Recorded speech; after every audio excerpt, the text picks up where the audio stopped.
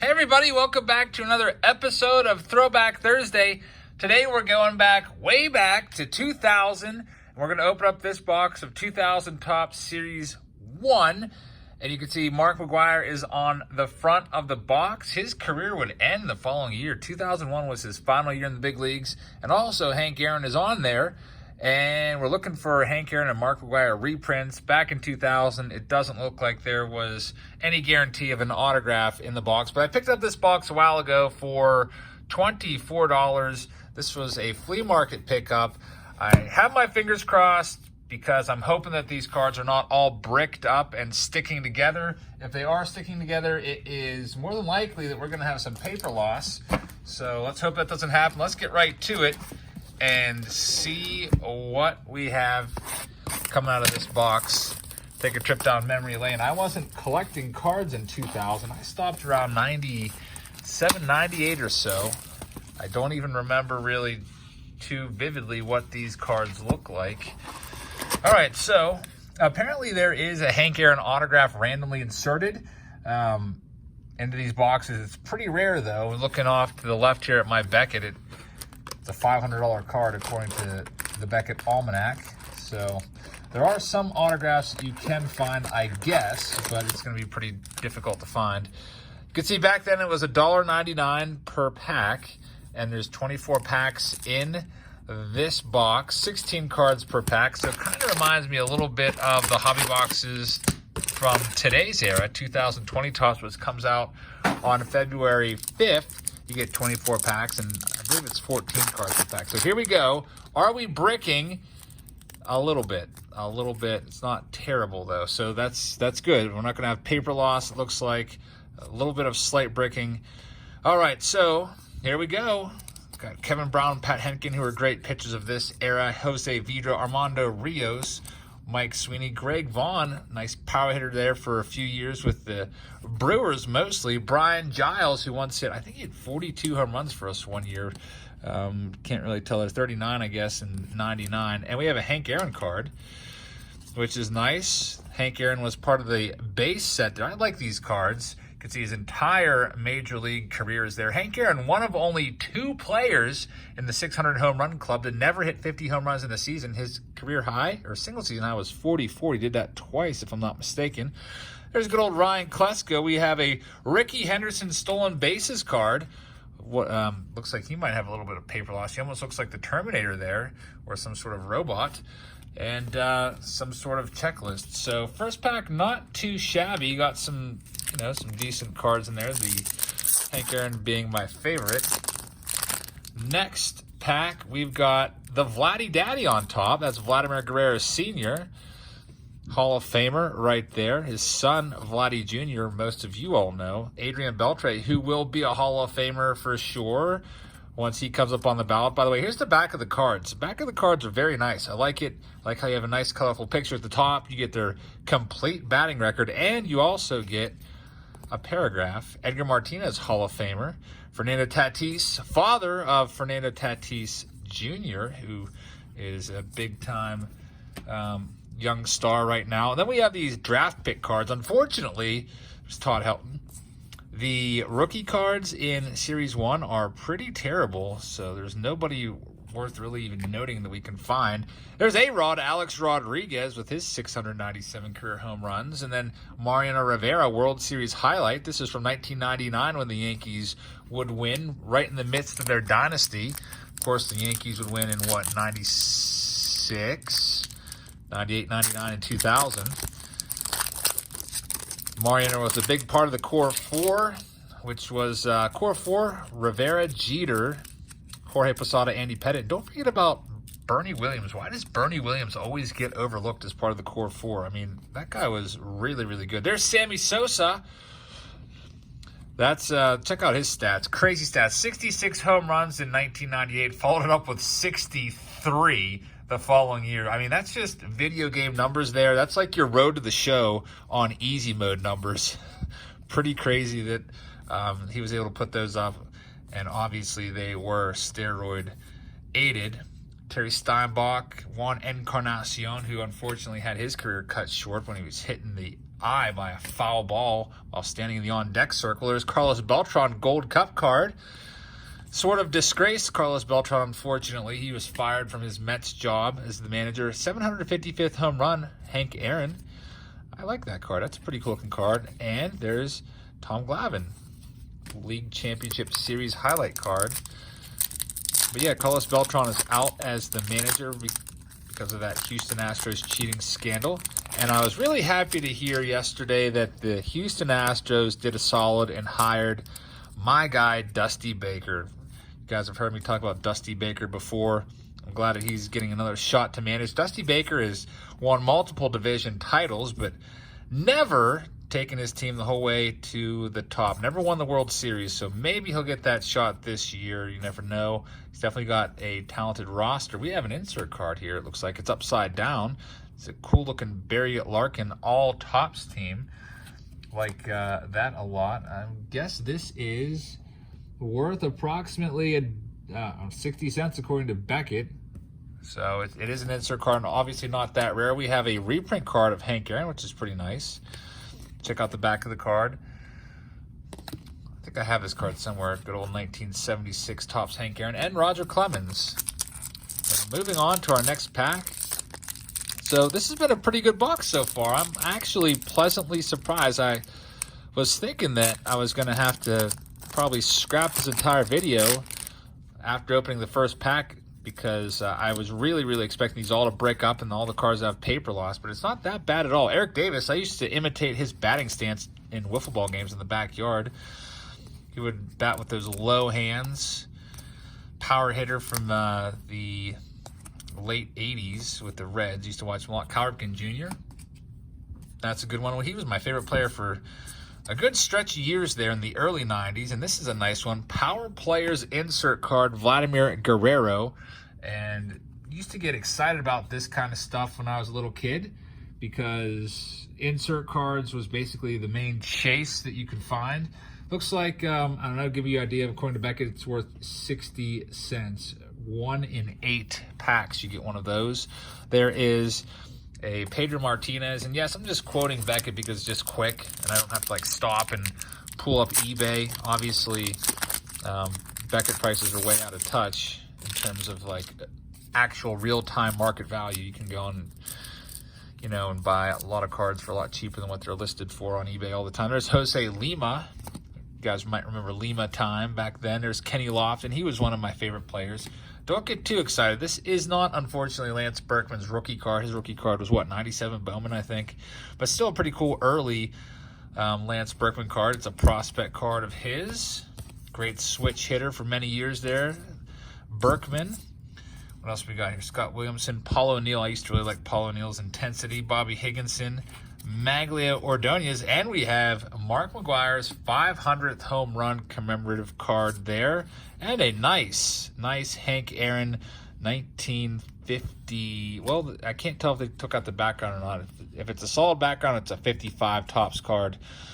If there's a picture in the background, it's a 56 Topps. Can't really tell if they took out the background or not, put that silver thing in there, but still a really awesome looking card. Hank Aaron insert card, and this is I don't know, this is probably worth a couple bucks, it looks like. 2000 Topps Hank Aaron reprint. So to tell you that those are inserted into packs, about 1 in every 18 packs, it looks like. So we've already pulled 2 of those, I think. We had the 76 and now that one, so we're having some good luck here. Next pack, Fred McGriff, who should be a Hall of Famer. Unfortunately, he's not in there. I think he'll get in someday. I hope he does. There's Jeff Bagwell, who is a Hall of Famer. Randy Johnson, who is a Hall of Famer. Used to love the big unit. And John Smoltz. So 3 Hall of Famers in a row. Should be 4. And then Todd Green breaks it up. And, of course, we have a Bernard Gilkey sighting. Kurt Schilling, who will be a Hall of Famer next year or the year after, for sure. This is a pretty good pack. Pete Harnisch, Darryl Kyle. Had a just ridiculous curveball. Darryl Kyle's curveball was one of the best I've ever seen. That thing was a true 12-6 type curveball that dropped off the table on you. Unfortunately, Darryl Kyle passed away in his prime. All right, next we have Fernando Vina. I wonder if they ever made a card of him getting trucked over by Albert Bell. There's Chipper Jones. Hall of Famer Chipper Jones, that's a good one.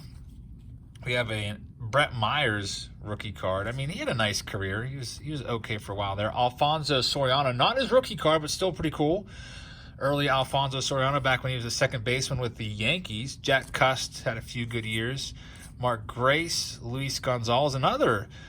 Pat the Bat Burrell and Nick Johnson both had, all these guys had a few nice years in the big leagues. Pat Burrell had the most successful career out of those three, but not a ton of value to that. We have an all TOPPS team, Chipper Jones, nice looking card there. And how about this? Derek Jeter, 21st Century TOPPS insert card. That's a pretty cool looking card. Derek Jeter, of course, just was elected into the Hall of Fame. This 21st Century TOPPS card, I'm not really sure what the rate is. Let me look it up for you real quick. Looks like there's 10 cards in there. 1 in every 18 packs, it looks like. And this card is valued at $2.50. All right, next up.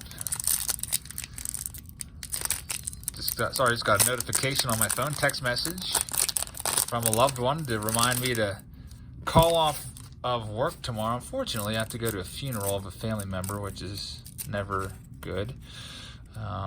But luckily, they lived a very, very, very long life. Okay, so then anyway, let's get back to this. Miguel Tejada, great player there for many years. Unfortunately, he got swept up in the PED stuff that was going on at this time. There's Kip Wells, former Pirate. We got Ryan Christensen, another Brett Myers, another Alfonso Soriano. And what the heck is this thing poking out here? This little round thing. Do we have a die cut card coming up? Some little round curvature there, and we do. It's a nice Barry Bonds Hands of Gold card. I've never seen this card before. Barry Bonds, Hands of Gold. Barry Bonds, 7-time MVP, and also multiple-time Gold Glove Award winner. This is 1 in every 18 packs as well. And this is, I guess, the best card we've pulled so far. If you go by Beckett prices, it's a $4 card. Barry Bonds, Hands of Gold. Very nice. Next pack. We have, oops, don't want to wrinkle that bottom card, although the bottom card always seems to be like a highlights type card.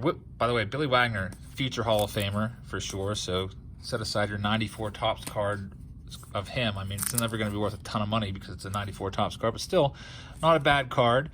We're seeing some repeats now. Bobby Bradley was a huge bust for the Pirates, number 1 overall pick for them in their first round. Not number 1 overall, but their first round pick. Larry Walker, new Hall of Famer. Jose Offerman, who once went absolutely ballistic and lost his mind in a Winter League game and charged the mound with a bat. I believe was arrested for it, trying to,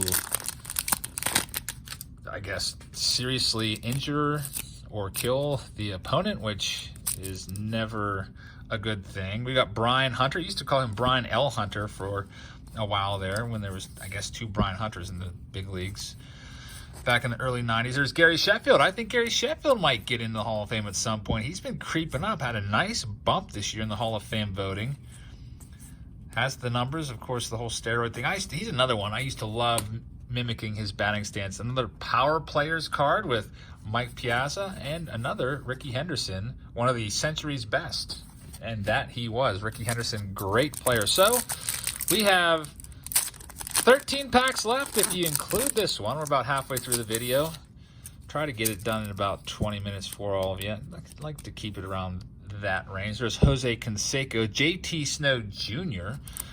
I don't know why they started adding the junior to his cards around this time period. I don't remember him having junior attached to his cards in the early to mid 90s. Jeff Kent, he'll be a Hall of Famer someday, I think. He was just kind of like a, I don't know, surly, kind of like crabby dude. So I don't think the writers really appreciate his stats and how he has the most home runs all time as a second baseman. Mark McGwire just going all beast mode there, I guess. Probably just hit a home run, one of many home runs. You can see it's 70 home runs in 1998. And then he finishes it up the next year with 65, just again besting Sammy Sosa.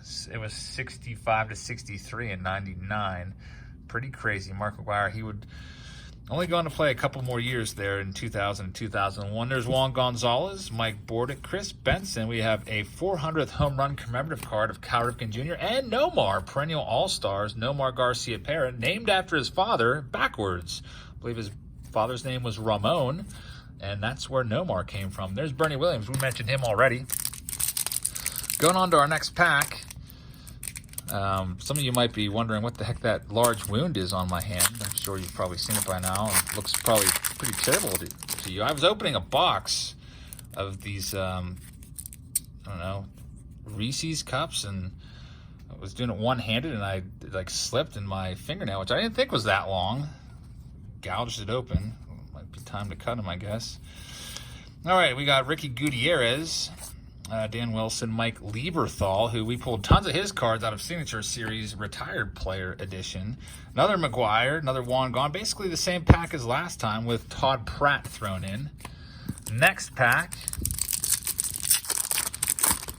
What have we got now? We've got Jeff Blauser. I remember him from his Braves days. Another Gary Sheffield. So we're seeing some repeats there. It kind of is a small set.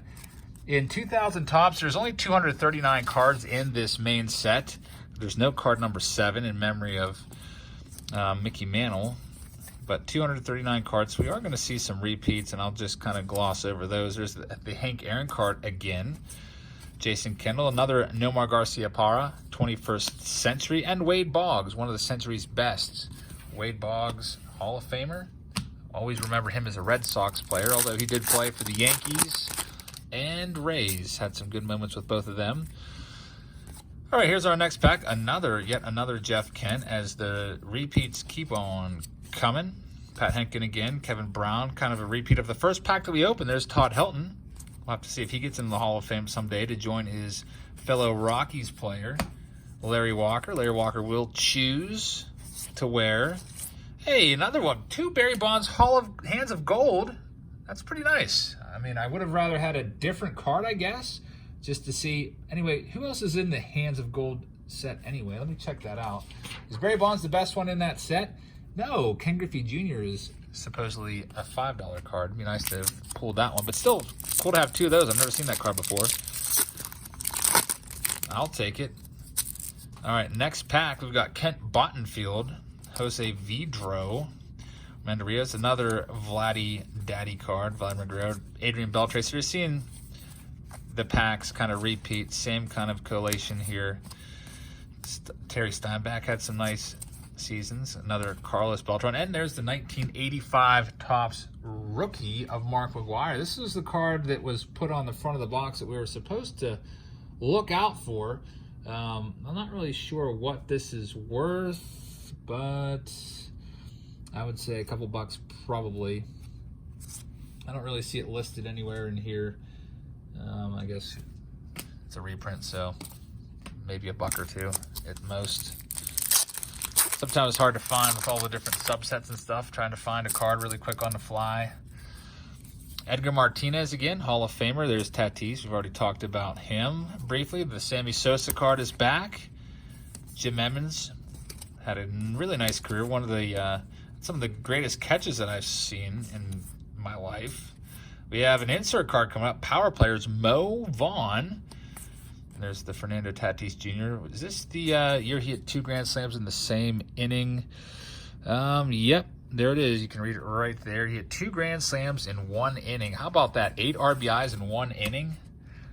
I mean, most players don't even get that in a week, 8 RBIs.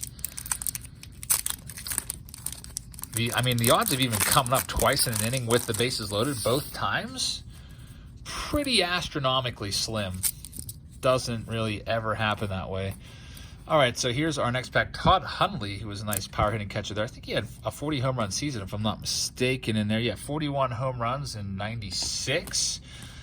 Joe McEwing, Mike Lowell. Mike Lowell volunteered himself to be the manager of the Red Sox for a year if it meant that Alex Cora could come back.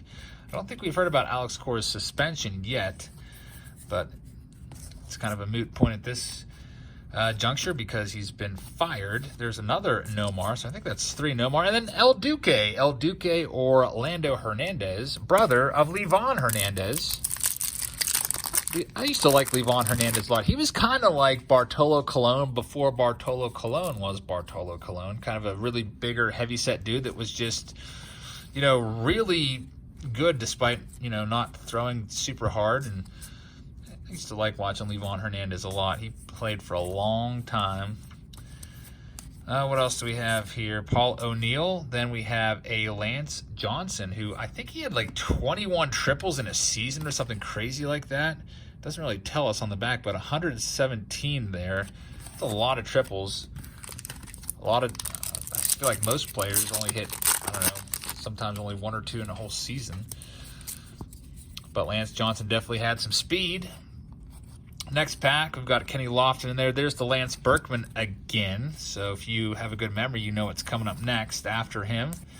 Derek Jeter. So that is our first time seeing Derek Jeter. I just was looking at one of the new baseball magazines out on the shelves today, and I picked it up, but for some reason I was looking at the Marlins, and I guess that, according to the article, the Marlins farm system is really looking pretty good, pretty stocked. I think they might have even called it a top 5 farm system. So maybe in a couple of years we'll be looking at the Marlins at the top of that division in the East, which would be pretty nice. You don't like to see a team stay down for too long.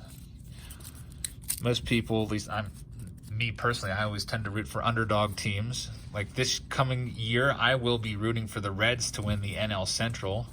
I mean, I think some people will agree they definitely went out and stepped up, spent some money, picked up some good free agents. In fact, just today they signed Pedro Strop to a deal. I think it was worth like $1.8 million with incentives that could take it up to $3.5. Pedro Strop is Mark McGwire again. Had kind of a down year last year, had almost a 5 earned run average, but has been pretty serviceable here for the past several years. So be a nice middle innings piece for them. And also the Reds just picked up Nick Castellanos, which will also help out a great deal. Ricky Henderson, one of the all-time greats. Look at those stolen base numbers. I mean, just look at those. All that red. Led the league every year except 87 when he had an injury. Or if not for that injury, he would have led basically for every year for over a decade. Frank Thomas, the big hurt. Tony Gwynn, first time seeing those two. Roger Clemens. Barry Larkin, so that's 3 Hall of Famers there in that last pack. Another Hank Aaron reprint. And Kevin Millwood is the last one there. So we are down to just 2 packs left. Thank you very much for watching, everybody. Hope you enjoyed the video. If you're new here, make sure you hit the subscribe button. We would love to have you along for the ride. And we do these baseball videos, baseball card videos very regularly. Also, if you like the video, hit that thumbs up button. I would very much appreciate it. And I hope you guys have some nice plans in store for this weekend. I am really pumped for this weekend. And I cannot wait for it to get here. There's Mike Moose is his nickname, Musina. Frankie Cordova, who once threw a combined no-hitter with Ricardo Rincon back in, July of '97. He did that. There's Manny Ramirez and Tony Gwynn. I remembered practicing driving during that no-hitter. I was at the DMV, and there was a course in the back. And I was practicing driving, listening to that no-hitter, and heard the whole thing play out. A pretty awesome moment for 16-year-old me, I guess. Brian Jordan, 2-way athlete there, NFL player and baseball player. Wade Boggs, Matt Williams, and Roy Halladay. That's a nice one there. Hall of Famer Roy Halladay. Ivan Rodriguez, Hall of Famer. Pedro Martinez, Hall of Famer. And last card, Tony Gwynn, his last base card. And, of course, Ricky Henderson, who has a ton of cards in the 20th century's best subset there. So thanks so much for watching, everybody. Hope you guys enjoyed this episode of Throwback Thursday. I actually really enjoyed that box. I was really, really nervous that they were all going to stick together and it was going to be like an hour-long video because I was going to have to peel them all apart. But it turned out very, very well. And I guess we got some good cards in there. So overall, I would say we might have got our $20 back that we paid for the box. I don't know. It was a fun rip. So thanks for watching, everybody. I hope you enjoyed the video. I hope you have a great weekend coming up, and I will see you all later. Good night, everybody.